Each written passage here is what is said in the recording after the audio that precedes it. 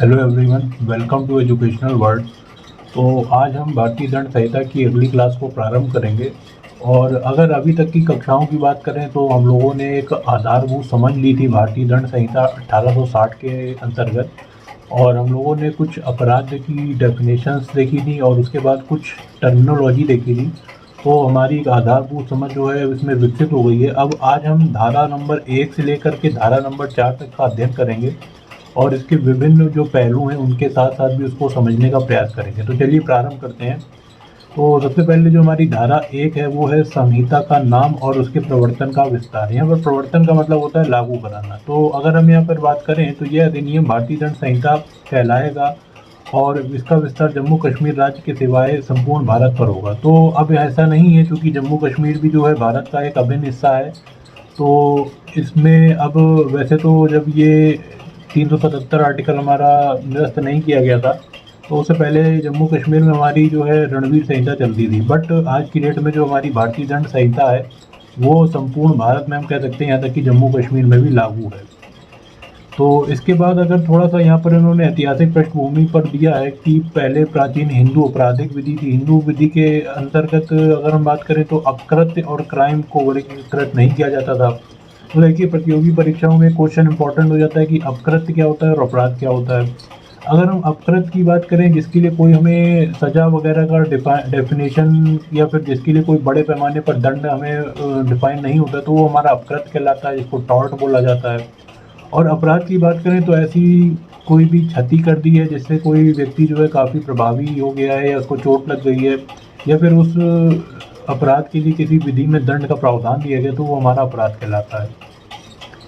और एक हमारी मुस्लिम आपराधिक विधि भी थी। तो इसमें देखा जाए तो इस देश पर विजय प्राप्त करके पश्चात मुस्लिम विजेताओं ने मुस्लिम आपराधिक विधि को यहाँ पर लागू किया था तथा भारतीय न्यायालयों ने न्याय प्रशासन के लिए इसे अपनाया था। तो मुस्लिम विधि थी, जब हम जानते हैं क्योंकि हमारा पूरा मुगल साम्राज्य था, मैंने आप लोगों को भारतीय इतिहास की कक्षाओं में पढ़ाया भी था। तो उसमें हम लोगों ने देखा था कि मुगल शासन काल में जो उनकी अलग अलग नीतियाँ रहीं वो हमारी सब मुस्लिम आपराधिक विधि के अंतर्गत आती थी।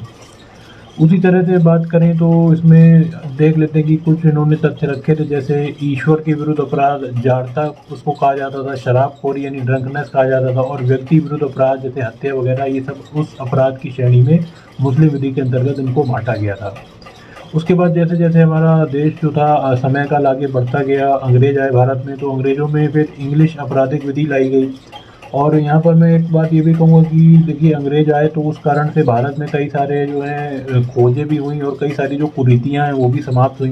तो इसी के अंतर्गत अगर जिस समय ईस्ट इंडिया कंपनी ने भारतीय उपनिवेश प्रशासन में हाथ में लिया, जहाँ आपराधिक मुस्लिम विधि लागू थी, तो सन 1965 में कंपनी के प्रांतों में बिहार उड़ीसा में निजामत के अपने हाथ में ले ली। तो जैसे जैसे इनका शासन बढ़ता गया तो फिर अंग्रेजी जो हमारी आपराधिक विधि थी उसका जो वर्चस्व था वो हम कह सकते हैं कि पूर्णतः फैलता गया। आगे बात करते हैं हम धारा 2 की। तो धारा 2 में हमारा जो मुख्यतः ये कहती है कि भारत के भीतर किए गए अपराध का दंड, मतलब यहाँ पर तात्पर्य क्या है कि भारत की अंदर जो यानी कि हमारी भारत की संपूर्ण रेखा है, जो हम कहते हैं भारत की बाउंड्री लाइन है, उसके अंतर्गत जितने भी अपराध किए जाएंगे वहाँ पर ये पूरी दंड संहिता जो है वो लागू होगी और इसके अंतर्गत जो प्रावधान है वो व्यक्तियों को मानने पड़ेंगे। तो यही बात करी गई कि हर व्यक्ति का संहिता के उपबंध के प्रतिकूल कार्य का लोप के लिए, कार्य का लोप का मतलब यही होता है मित्रों की, कार्य का लोप यानी कोई कार्य को करना या फिर कोई कार्य जो है जबरदस्ती कारित किया गया है, जिसका वह भारत के भीतर दोषी होगा, संहिता के अधीन दंडनीय होगा, अन्यथा नहीं। और अगर कोई व्यक्ति है कि कोई ऐसा अपराध करता है तो उस अपराध के लिए कोई दंड ही नहीं का प्रावधान ही नहीं है, तो फिर वो दंडित किया ही नहीं जाएगा। तो इसी में थोड़ा सा और देख लेते हैं कि भारत के आपराधिक न्यायालयों में क्षेत्राधिकार का प्रयोग इसलिए करते हैं तो कि क्योंकि अपराध किसी व्यक्ति देश द्वारा सीमा के अंदर किया जाता है या तो सीमा के बाहर किया जाता है। तो इसी के आधार पर दो उन्होंने क्षेत्राधिकार बांट दिए कि प्रादेशिक क्षेत्राधिकार होगा जिसको हम टेरेस्ट्रियल जुरिडिक्शन बोलते हैं, और एक बोलते हैं वैयक्तिक क्षेत्राधिकार जिसे कि पर्सनल जुरिडिक्शन बोलते हैं। तो इसी बारे में ये पूरा यहाँ पर इन्होंने जो है एक स्पष्टता दी गई है। और इसी में एक हम छोटा सा देख लेते हैं कि प्रत्यर्पण का मामला भी आ जाता है। जैसे हम जानते हैं कि जो हमारे माल्या जी थे तो उनको भी प्रत्यर्पण संधि के तौर पर भारत लाने का प्रावधान किया जा रहा है, तो वो भी जो है हमारी इस संहिता के अंतर्गत वर्णित किया गया है और वो हमारा धारा 2 के अंतर्गत ही वो प्रावधान भी आएगा।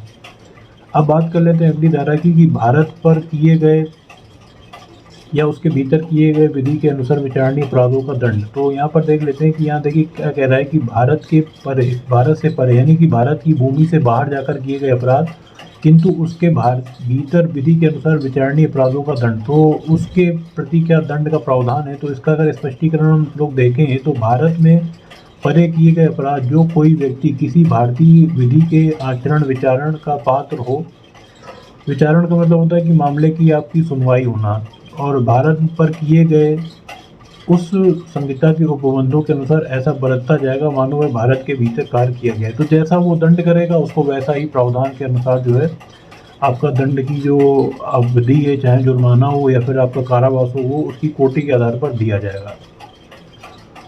और धारा 4 में देख लेते हैं कि राज्य क्षेत्रातीत अपराधों पर संहिता का विचार। तो यहाँ पर राज्य क्षेत्रातीत का मतलब यही है, यहाँ पर राज्य का मतलब जो हमारी राज्य सरकारों से नहीं है, जो हमारा पूरी एक केंद्र है, केंद्र के अंतर्गत ही, जैसे हम लोगों ने भारतीय संविधान में पढ़ा था कि वहाँ पर हमें संघ का वर्णन मिलता है, उसी प्रकार से यहाँ पर राज्य क्षेत्रातीत है, यानी कि भारतीय राज्य क्षेत्र के अंतर्गत किए गए अपराधों के वर्णन का विस्तार जो है इसके अंदर मिलता है।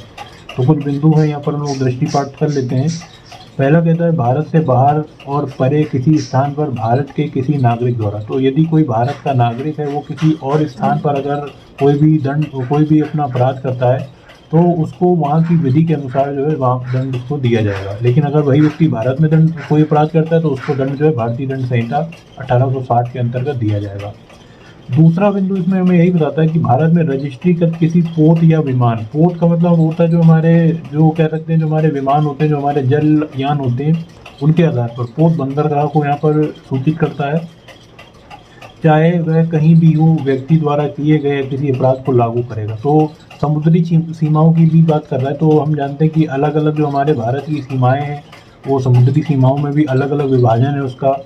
कुछ चूँकि हमारा जो तटीय इलाका है वो कैसा है, वो एक रेखीय नहीं है, वो थोड़ा सा छिछला टाइप का है।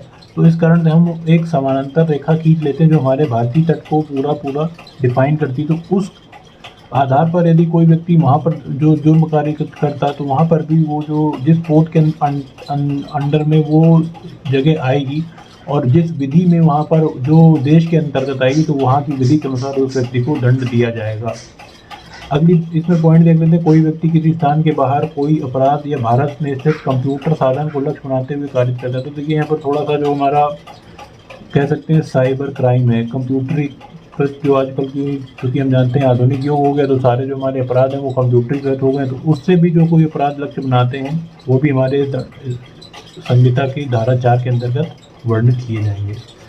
तो ये 4 धाराएं थी जिसको हम लोगों ने बहुत ही अच्छे से समझा, और ये 4 धाराएं हैं। अभी तो देखिए बेसिक धाराएं ही चलेंगी और बेसिक करते करते हम ऐसे जो है स्टार्टिंग कर ली हम लोगों ने, और आगे जो है काफ़ी महत्वपूर्ण धाराएं आएंगी जो एग्ज़ाम की दृष्टिकोण से बहुत ज़्यादा इंपॉर्टेंट है और लास्ट ईयर यूपी पीसीएस जे में पूछी भी गई हैं। तो हम आपको जो है सारी धाराओं के बारे में एक विवरण यहाँ पर उपलब्ध कराएंगे। तो बने रहिएगा एजुकेशनल वर्ल्ड के साथ। आपका बहुत बहुत शुक्रिया, धन्यवाद, जय हिंद।